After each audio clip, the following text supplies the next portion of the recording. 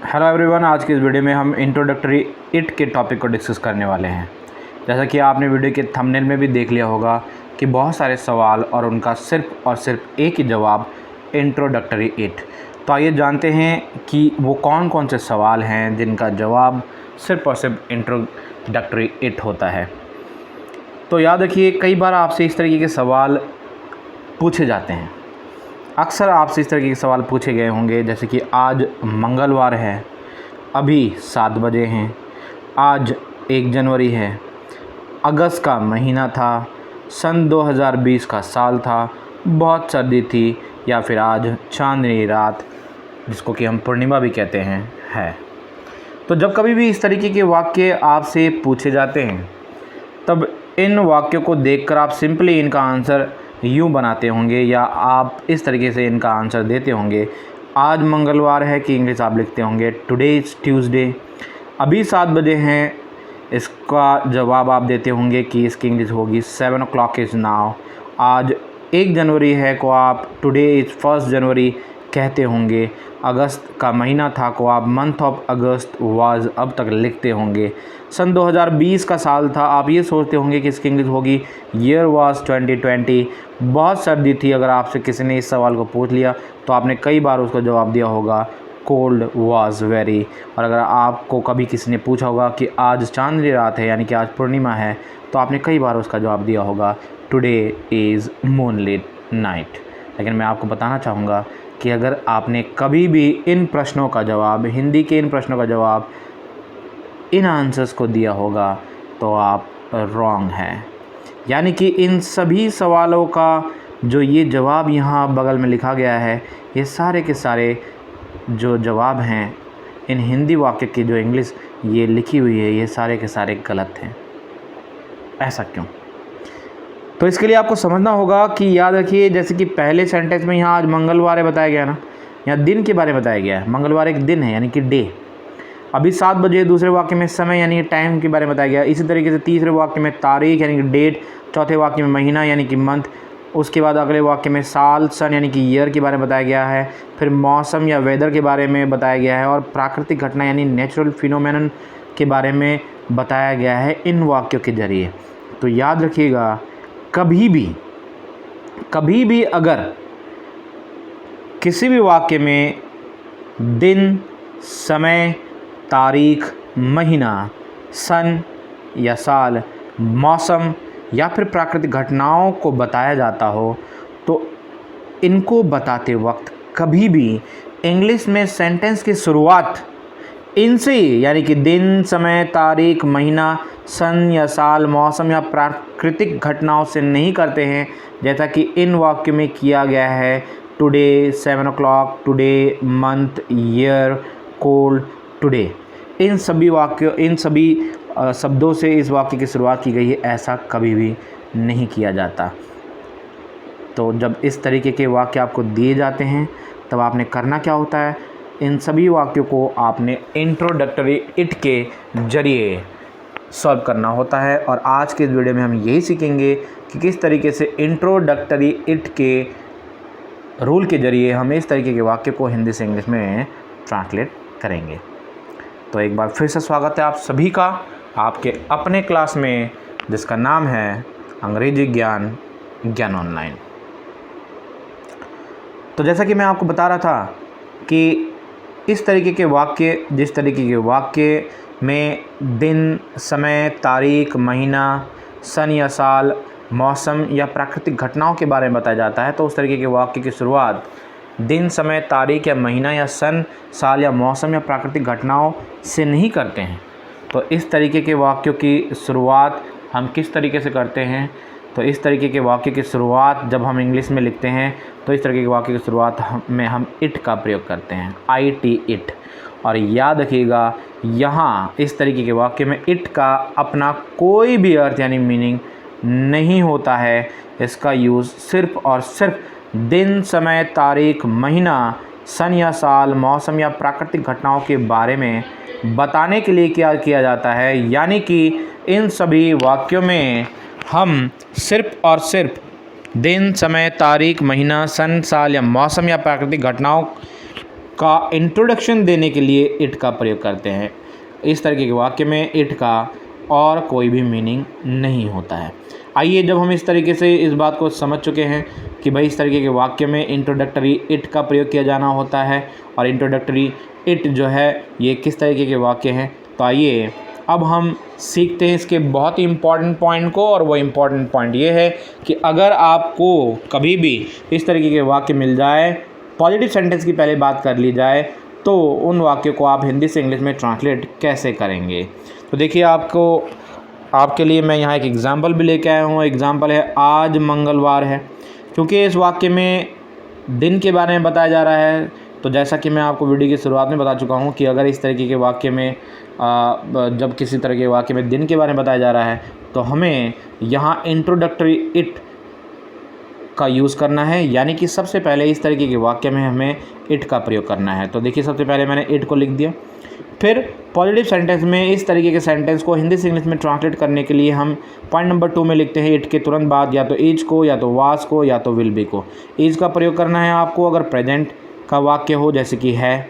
Was का प्रयोग करना है आपको पास्ट के वाक्य में, जैसे कि था या थी।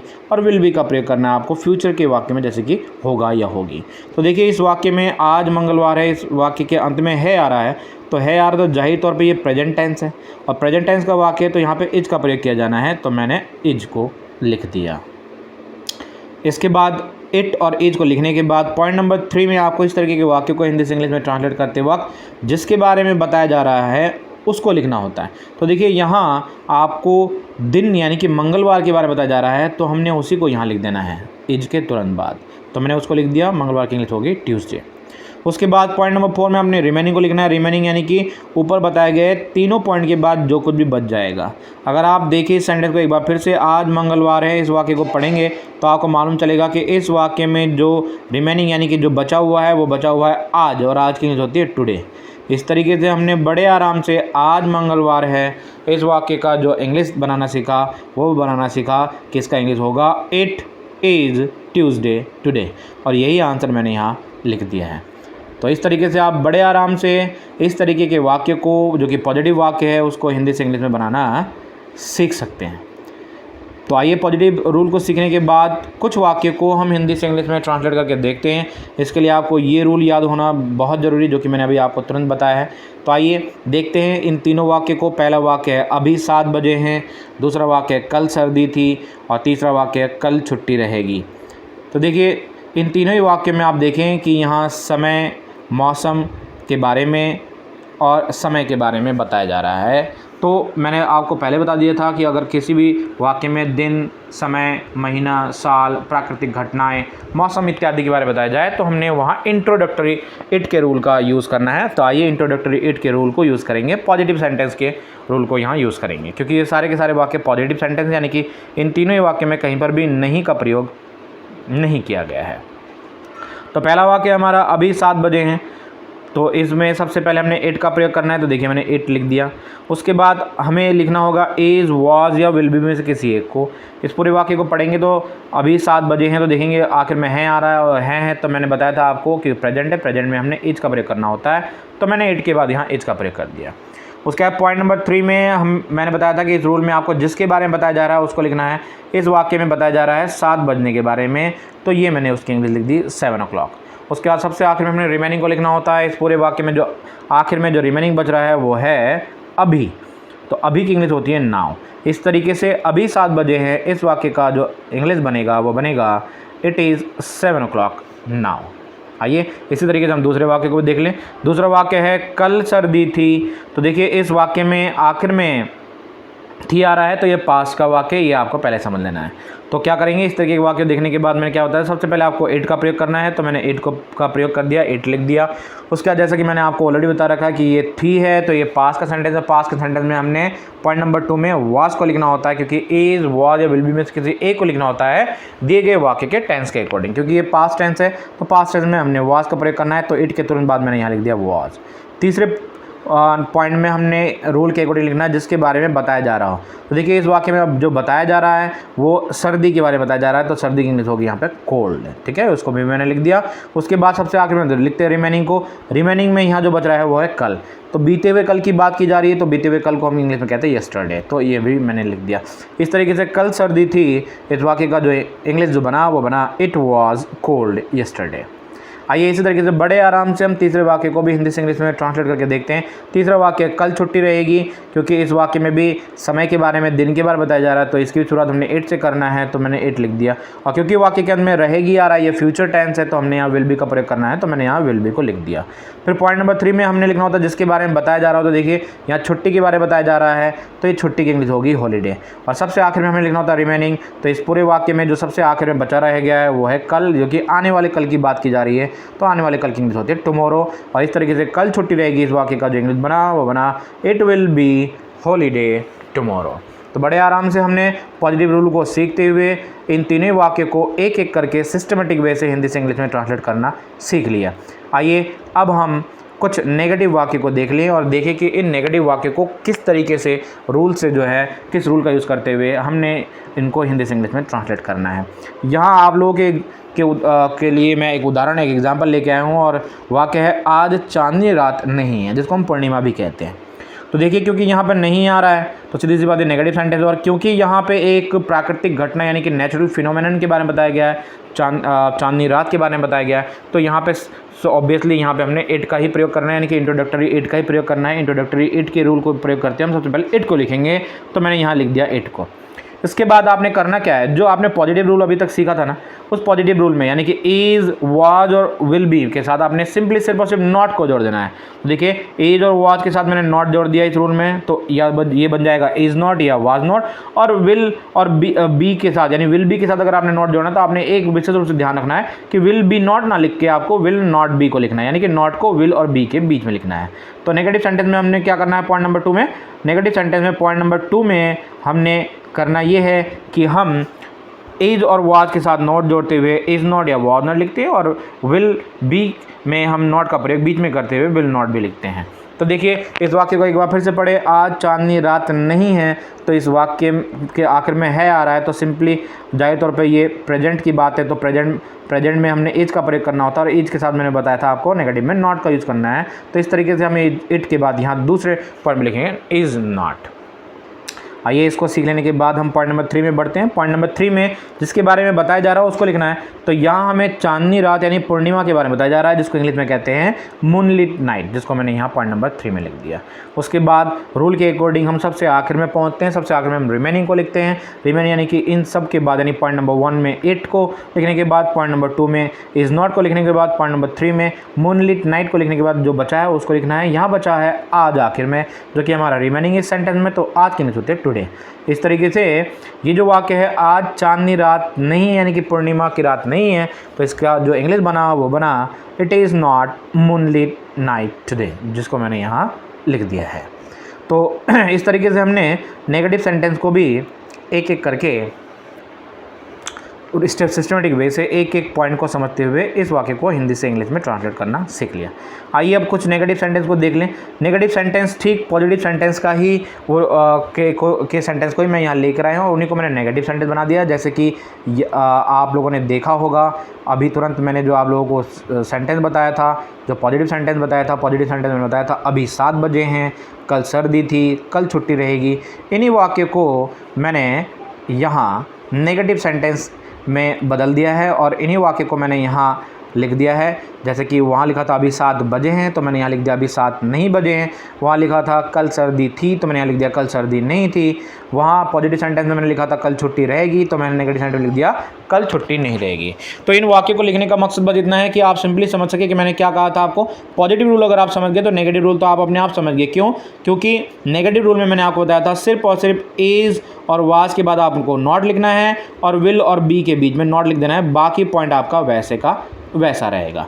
तो ये रूल जो है मैं आपको ऑलरेडी बता चुका हूँ। आइए इसी रूल को यूज़ करते हुए हम इन सभी सेंटेंस को, यानी कि अभी 7 नहीं बजे हैं, कल सर्दी नहीं थी और कल छुट्टी नहीं रहेगी, इसको इंग्लिश में ट्रांसलेट करके देखते हैं। तो अभी 7 नहीं बजे हैं, इस वाक्य का जो हमने इंग्लिश बनाना सीखा था वो बनाना सीखा था इट इज़ 7 o'clock। अभी 7 बजे हैं, जो मैंने पॉजिटिव सेंटेंस बताया था आपको, उसको हमने लिखना सीखा था इट इज़ 7 o'clock नाउ। तो मैंने क्या बात बताया था आपको, इसमें आपको सीधा सिंपली क्या करना है, इज के साथ नॉट को जोड़ देना है। तो इस तरीके से ये नेगेटिव बन जाएगा, और ये नेगेटिव बन गया तो यही वाक्य जो है अभी 7 नहीं बजे, ये क्या बन गया, ये बन गया it is not 7 o'clock now. Rule बिल्कुल यही यूज़ करना है आपको। इसी तरीके से पॉइंट नंबर सेंटेंस नंबर 2 को देख लेते हैं। सेंटेंस नंबर 2 लिखा है कल सर्दी नहीं थी। तो क्योंकि ये इंट्रोडक्टरी इट का सेंटेंस है, तो भाई सबसे पहले हमने इट को ही लिखना है। तो मैंने सबसे पहले इट को लिख दिया। उसके बाद यहाँ हमने इज़, वाज या विल में से किसी एक को लिखना है, क्योंकि इस वाक्य के अंत में थी आ रहा है, ये पास का सेंटेंस है, तो मैंने वाज लिख दिया। और क्योंकि नेगेटिव सेंटेंस है तो मैंने इसको नॉट जोड़ दिया साथ में। उसके बाद हम पॉइंट नंबर 3 में लिखेंगे जिसके बारे में बताया जा रहा हो। तो देखिए यहाँ बताया जा रहा है सर्दी के बारे में, सर्दी इंग्लिश होगी कोल्ड, मैंने इसको लिख दिया। और आखिर में रिमेनिंग लिखेंगे जो कुछ बचा रह गया। तो ये बीते हुए कल की बात की जा रही है, जिसको मैंने यहाँ लिख दिया यस्टरडे। इस तरीके से बड़े आराम से हमने कल सर्दी नहीं थी इस वाक्य का इंग्लिश बनाना सीखा, वो बनाना सीखा it was not cold yesterday.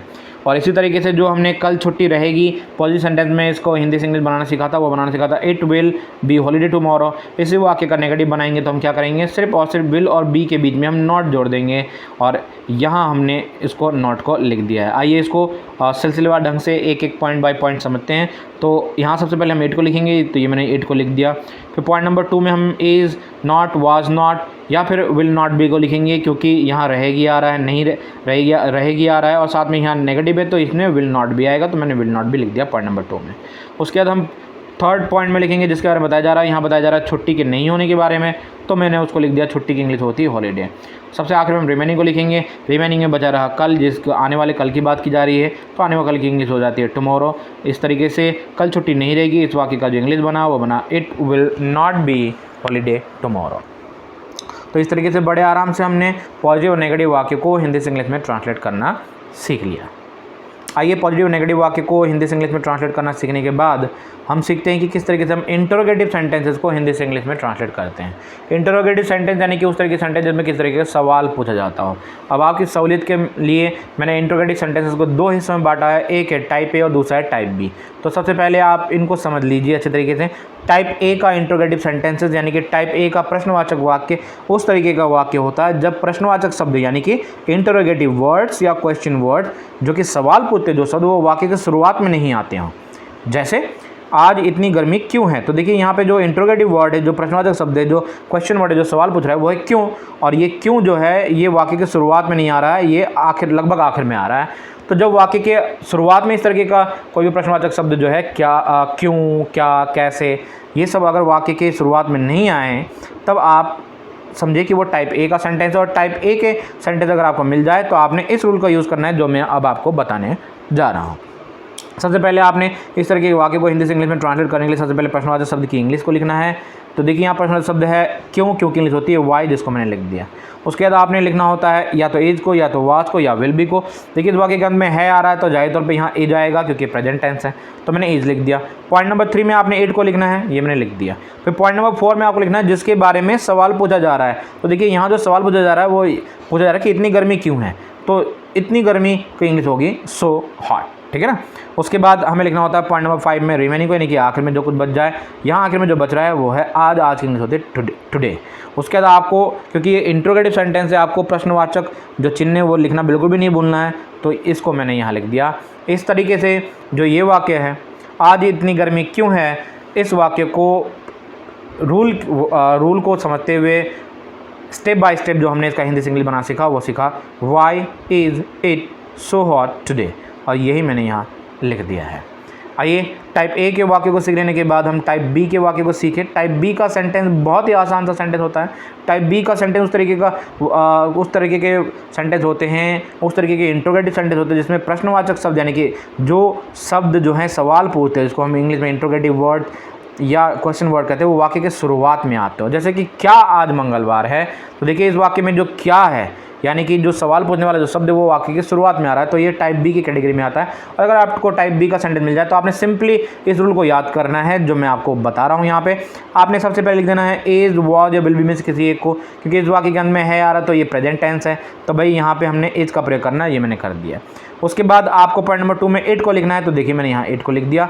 Point number 3 में आपको लिखना है जिसके बारे में सवाल पूछा जा रहा है, तो देखिए इस वाक्य में जो सवाल पूछा जा रहा है वो दिन के बारे में कि क्या आज मंगलवार है, तो भाई उसी को मैंने यहाँ लिख दिया, मंगलवार की इंग्लिश ट्यूसडे।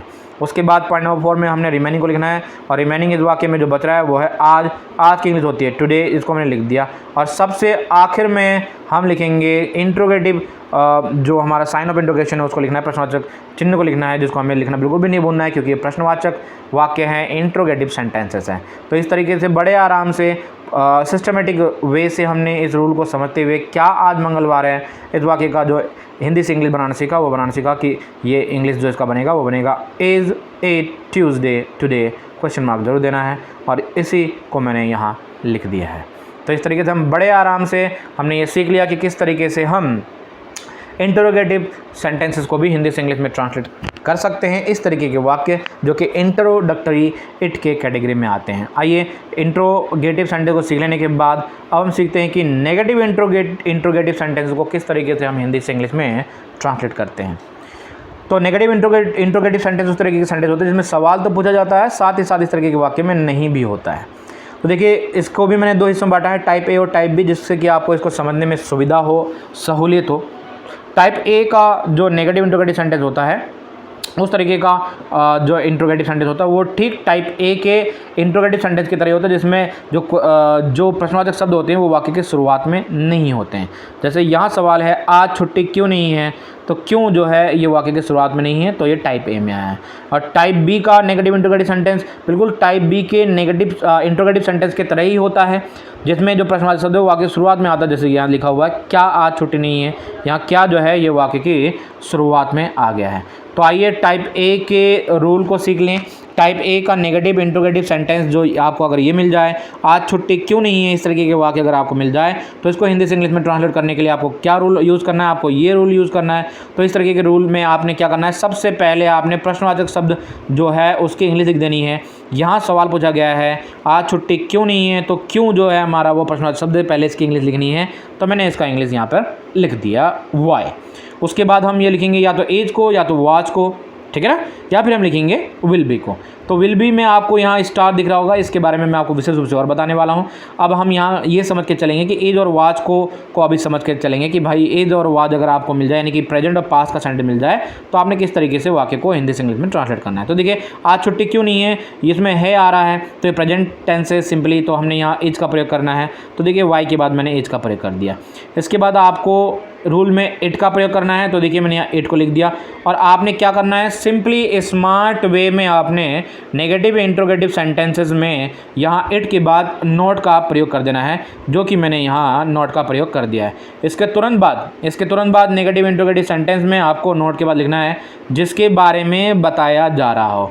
तो अगर आप वाक्य को ढंग से पढ़ें तो यहाँ आपको पता चलेगा कि आज छुट्टी क्यों नहीं है, इस वाक्य में छुट्टी के बारे में बताया जा रहा है, तो उसकी इंग्लिश मैंने लिख दी हॉलीडे। और आखिर में आपने लिखना है रिमेनिंग को, रिमेनिंग यानी कि इस वाक्य में बच रहा है आज की इंग्लिश होगी टुडे, जिसको मैंने लिख दिया। और सबसे आखिर में आपको क्वेश्चन मार्क भी देना है, जिसको मैंने यहाँ दे दिया। इस तरीके से आज छुट्टी क्यों नहीं है, इस वाक्य का जो इंग्लिश बना वो बना why is it not holiday today, ठीक है ना। जैसा कि मैंने बताया था कि विल बी के बारे में थोड़ा अलग से बात करेंगे। तो देखिए विल बी अगर आपको किसी वाक्य में यही वाक्य जैसे आज छुट्टी क्यों नहीं है प्रेजेंट का, अगर इस वाक्य को हम फ्यूचर का बना दें कल छुट्टी क्यों नहीं होगी, तब आपने एक स्लाइड थोड़ा सा आपको एक अंतर करना है। वो ये कि आपको यहाँ पर जैसे कि इस वाले नेगेटिव वाले में आपको क्या करा था, नेगेटिव वाले में आपने क्या करना था, इट के बाद नॉट का प्रयोग करा है आपने। तो आपने जब फ्यूचर का अगर सेंटेंस मिल जाए तो आपने बस एक काम करना है, इट के बाद आपको नॉट नहीं करना है, आपको नॉट के बाद बी को लिखना है, ठीक है ना। तो मैंने क्या बताया, आपको क्या करना है, जब फ्यूचर का सेंटेंस मिल जाए तो आपको इट के बाद नॉट तो लिखना है, आपको इट के बाद नॉट तो लिखना है, लेकिन नॉट के बाद आपको बी को लिखना है, यानी कि विल और बी को इकट्ठे नहीं लिखना है। आपको वाई के बाद आपको लिखना है विल को, ठीक है ना। आइए इस रूल को हम एक एक करके समझते हैं। तो कल छुट्टी क्यों नहीं रहेगी, क्यों नहीं होगी, इस वाक्य को समझते हैं। सबसे पहले हम प्रश्नवाचक शब्द की इंग्लिश लिखेंगे। प्रश्नवाचक शब्द की इंग्लिश जो यहाँ पे क्यों है, क्यों की इंग्लिश होगी वाई, मैंने इसको लिख दिया। उसके बाद हम लिखेंगे यहाँ पे विल बी को, लेकिन मैंने आपको क्या बताया था कि विल बी को लिखते वक्त हमने ध्यान देना है कि हम सिर्फ इसमें से विल को लिखेंगे, बी को यहाँ नहीं लिखेंगे, बी को हम नॉट के बाद लिखेंगे, ठीक है ना। तो उसके बाद विल को लिख देने के बाद, विल बी में से विल को लिखने के बाद हम अगले पॉइंट में हम इट को लिखेंगे, तो मैंने यहाँ इट को लिख दिया। उसका क्योंकि ये नेगेटिव इंटरोगेटिव सेंटेंस है तो इट के तुरंत बाद हमने नॉट को लिखना है, तो मैंने यहाँ नॉट को लिख दिया। और उसके बाद हम यहाँ लिखेंगे बी को, ठीक है ना। उसके बाद हम लिखेंगे जिसके बारे में बताया जा रहा है, तो यहाँ जिसके बारे में बताया जा रहा है वो है छुट्टी के बारे में, जिसकी इंग्लिश होती है हॉलीडे, जिसको मैंने लिख दिया। और सबसे आखिर में लिखेंगे रिमेनिंग को, रिमेनिंग यानी कल, यानी कि आने वाले कल की बात की जा रही है, तो उसकी इंग्लिश हो गई टुमारो। और आखिर में मैंने क्वेश्चन मार्क दे दिया। इस तरीके से कल छुट्टी क्यों नहीं होगी, इस वाक्य का जो इंग्लिश बनेगा वो बनेगा why will it not be holiday tomorrow. आइए टाइप ए के सेंटेंस को सीख लेने के बाद हम टाइप बी के नेगेटिव इंटरोगेटिव सेंटेंस को समझें। इस तरीके के नेगेटिव इंटरोगेटिव सेंटेंस में जो प्रश्नवाचक जो शब्द है वो वाक्य के शुरुआत में आ जाता है, जैसे कि दोनों वाक्य में लिखा है क्या छुट्टी नहीं है, या दूसरा क्या कल छुट्टी नहीं होगी। तो इस रूल में सबसे पहले हमने एज या वाज को लिखना है। अगर ये प्रेजेंट या पास्ट की बात है, फ्यूचर को थोड़ा हम अलग से डिस्कस करेंगे। तो क्या छुट्टी नहीं है, इस वाक्य में हम एज या वाज में से एक को लिखेंगे। तो देखिए यहाँ आखिर में है आ रहा है, तो प्रेजेंट का वाक्य है, तो प्रेजेंट का वाक्य तो जाए तो अब हमने एज को लिखना है सबसे पहले, तो मैंने एज को लिख दिया। उसके बाद हम एट को लिखेंगे, तो मैंने यहाँ एट को लिख दिया। उसके बाद ये नॉट को लिखना है, तो मैंने यहाँ नॉट लिख दिया, एट नॉट। उसका जिसके बारे में बताया जा रहा है उसको लिखना है। यहाँ बताया जा रहा है छुट्टी के बारे में, छुट्टी की इंग्लिश होती है हॉलीडे, जिसको मैंने यहाँ लिख दिया। उसके बाद लिखेंगे सबसे आखिर में रिमेनिंग को, रिमेनिंग में बच रहा है आज की इंग्लिश होती है टुडे। और सबसे आखिर में हमने क्वेश्चन मार्क को लिखना बिल्कुल भी नहीं मिलना है, जिसको मैंने यहाँ लिख दिया।